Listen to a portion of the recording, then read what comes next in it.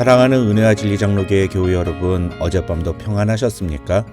오늘도 하나님이 우리에게 주신 은혜를 가지고 다른 사람들을 돕고 섬기는 삶을 살아가는 저와 여러분이 되시기를 주님의 이름으로 축원합니다. 오늘 새벽에 만나 본문은 사무엘하 13장 23절로 39절입니다. 사무엘하 13장 23절로 39절을 제가 읽어드리겠습니다. 만 2년 후에 에브라임 곁 바알 하솔에서 압살롬이 양털을 깎는 일이 있음에 압살롬이 왕의 모든 아들을 청하고 압살롬이 왕께 나아가 말하되 이제 종에게 양털 깎는 일이 있사오니 청하건대 왕은 신하들을 데리시고 당신의 종과 함께 가사이다 하니 왕이 압살롬에게 이르되 아니라 내 아들아 이제 우리가 다 갈 것 없다 네게 누를 끼칠까 하노라 하니라. 압살롬이 그에게 간청하였으나 그가 가지 아니하고 그에게 복을 비는지라. 압살롬이 이르되 그렇게 하지 아니하시려거든 청하건대 내 형 암논이 우리와 함께 가게 하옵소서. 왕이 그에게 이르되 그가 너와 함께 갈 것이 무엇이냐 하되 압살롬이 간청하매 왕이 암논과 왕의 모든 아들을 그와 함께 그에게 보내니라. 압살롬이 이미 그의 종들에게 명령하여 이르기를 너희는 이제 암논의 마음이 술로 즐거워할 때를 자세히 보다가 내가 너희에게 암논을 치라 하거든 그를 죽이라. 두려워하지 말라. 내가 너희에게 명령한 것이 아니냐. 너희는 담대히 용기를 내라 한지라. 압살롬의 종들이 압살롬의 명령대로 암논에게 행하매 왕의 모든 아들들이 일어나 각기 노새를 타고 도망하니라. 그들이 길에 있을 때에 압살롬이 왕의 모든 아들들을 죽이고 하나도 남기지 아니하였다는 소문이 다윗에게 이르매 왕이 곧 일어나서 자기의 옷을 찢고 땅에 드러눕고 그의 신하들도 다 옷을 찢고 모셔 선지라. 다윗의 형 시므아의 아들 요나답이 아뢰어 이르되 내 주여 젊은 왕자들이 다 죽임을 당한 줄로 생각하지 마옵소서. 오직 암논만 죽었으리이다. 그가 압살롬의 누이 다말을 욕되게 한 날부터 압살롬이 결심한 것이니이다. 그러하온즉 내 주 왕이여 왕자들이 다 죽은 줄로 생각하여 상심하지 마옵소서. 오직 암논만 죽었으리이다 하니라.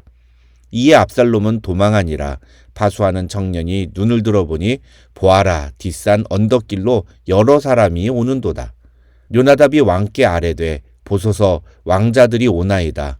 당신의 종이 말한 대로 되었나이다 하고 말을 마치자 왕자들이 이르러 소리를 높여 통곡하니 왕과 그의 모든 신하들도 심히 통곡하니라.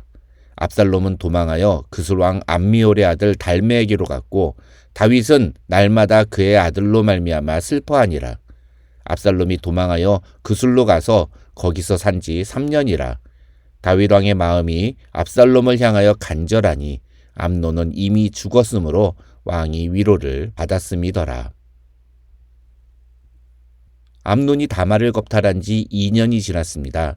20절을 보면 다말은 암논에게 겁탈을 당한 후부터 자신의 친오빠인 압살롬의 집에서 처량하게 지냈다고 성경은 기록하고 있는데 아마 그 2년 동안 압살롬은 그런 다말의 모습을 매일 지켜봤을 것입니다.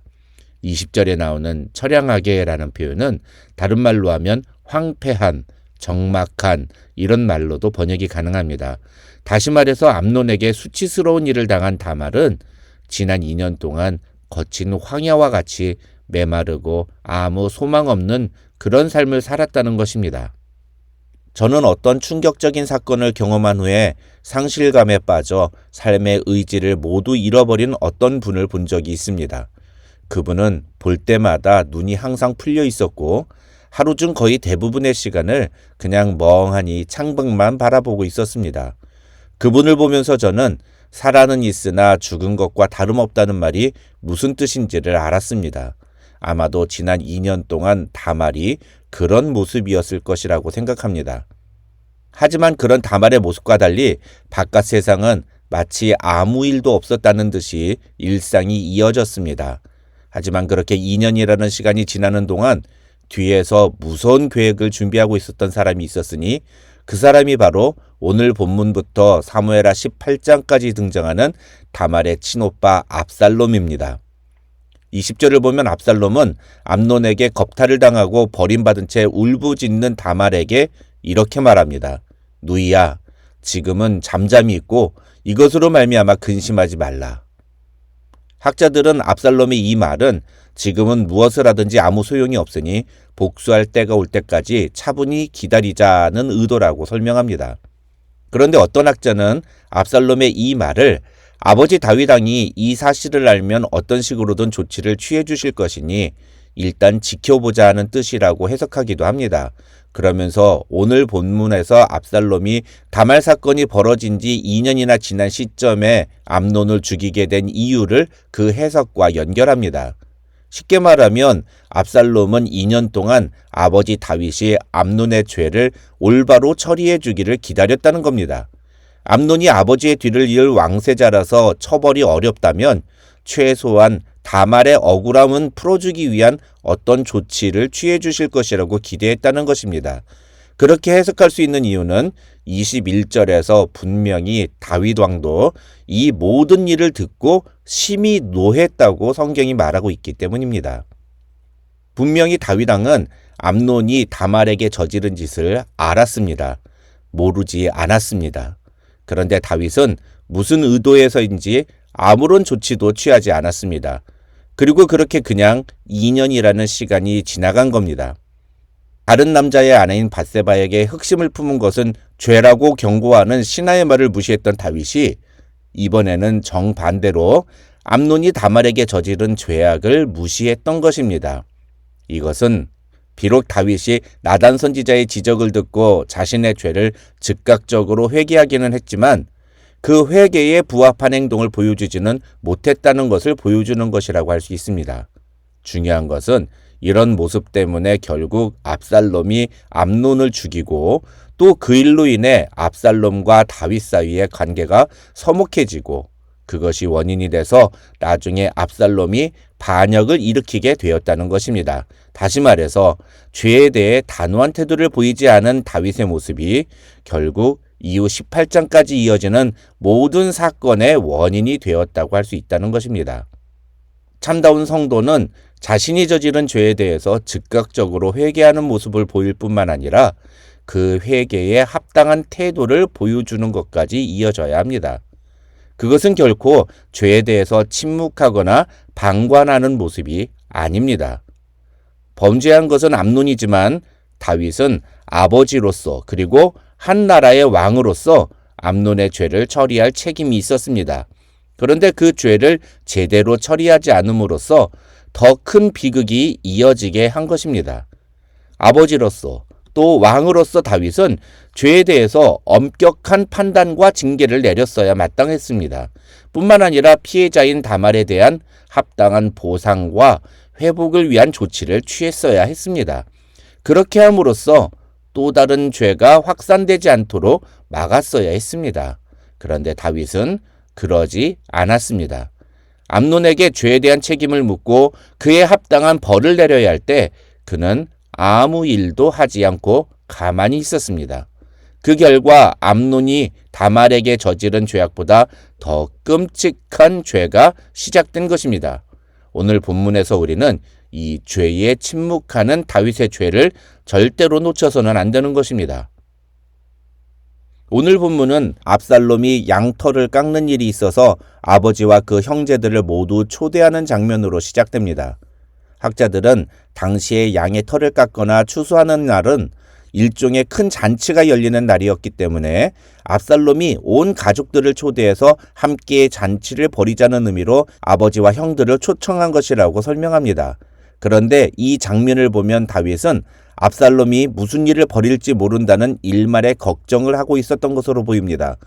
압살롬이 계속 다윗에게 양털 깎는데 함께 오시라고 요청해도 다윗은 끝까지 거부하고 그러면 형 암논이라도 오게 해달라고 압살롬이 말하니까 다윗은 암논이 왜 거길 가야 하느냐면서 반대합니다.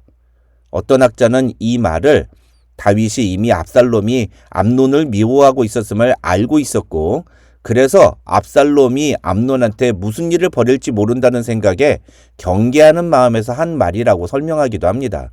그런데 압살롬이 계속 요구하니까 다윗은 결국 암논이 압살롬의 잔치에 가도록 허락합니다. 그러나 결론적으로 다윗의 걱정은 사실이었습니다. 압살롬은 자신의 종들을 시켜서 암논을 죽이게 합니다. 만약 다윗이 압살롬의 요청대로 그 자리에 함께 갔다면 어떤 일이 벌어졌을까요? 저는 아마도 압살롬이 아버지 앞에서 암논을 죽이고 아버지한테 화를 냈을 것 같습니다. 지난 2년 동안 뭐하고 계셨냐고, 내 여동생 다말이 저렇게 비참하게 살고 있는 동안 아버지는 도대체 뭐 하셨냐고 화를 냈을 것 같습니다. 그런데 저는 그 후에 나오는 내용이 더 기가 막힙니다. 30절부터 39절을 보면 암논을 죽인 후 압살롬은 자신의 외할아버지인 그수랑 달메에게로 도망갑니다. 그리고 거기서 3년을 있었다고 성경은 말합니다. 그런데 37절을 보면 성경은 다윗이 날마다 그의 아들로 말미암아 슬퍼했다고 말합니다. 여기서 말하는 그의 아들이 누구일까요? 대부분의 학자들은 이것을 압살롬이라고 말합니다. 왜냐하면 39절에 분명히 다윗 왕의 마음이 압살롬을 향하여 간절하니 암논은 이미 죽었으므로 왕이 위로를 받았음이더라고 말하고 있기 때문입니다. 이 39절을 히브리어 본문 그대로 직역하면 다윗 왕이 압살롬에 대한 분노가 그쳤으니 암논은 이미 죽었으므로 왕도 이 사실을 받아들였기 때문이다. 이렇게 해석할 수가 있습니다. 무슨 말이냐? 압살롬이 암논을 죽였다는 소식을 들었을 때는 압살롬에 대해서 분노했지만 3년이라는 시간이 지나면서 압살롬에 대한 분노가 사라지고 또 동시에 죽은 암논에 대한 마음도 정리가 됐다는 것입니다. 여러분, 이 장면이 어떻게 보이십니까? 이게 그냥 모든 일이 다 잘 해결된 것처럼 보이십니까? 진흙탕물을 유리병에 가득 담은 후에 오랫동안 가만 놔두면 더러운 진흙과 물이 분리가 돼서 마치 그 물이 깨끗한 것처럼 보일 때가 있습니다. 그러나 그 물은 여전히 진흙탕물입니다. 그 물은 깨끗한 물이라고 할 수가 없습니다. 오늘 본문에 나오는 다윗의 모습이 바로 이런 모습인 것입니다. 죄를 바르게 처리하지 않음으로써 인해 더 큰 문제가 벌어지고 그런 일을 겪었으면서도 여전히 다윗은 이를 바르게 처리하지 못하는 모습을 보여준 것입니다. 시간이 지나면서 뭔가 잠잠해지고 해결된 것처럼 보이는지 모르지만 자그마한 소동에 더 심각한 일이 벌어지게 된 것이 바로 그 때문이라고 할 수 있는 것입니다. 오늘 말씀을 통해 죄의 문제에 대해서 분명한 태도와 바른 처리를 보여줌으로써 더 이상 죄가 확산되는 것을 막고 하나님의 뜻을 이루는 삶을 살아가는 저와 여러분이 되시기를 주님의 이름으로 축원합니다.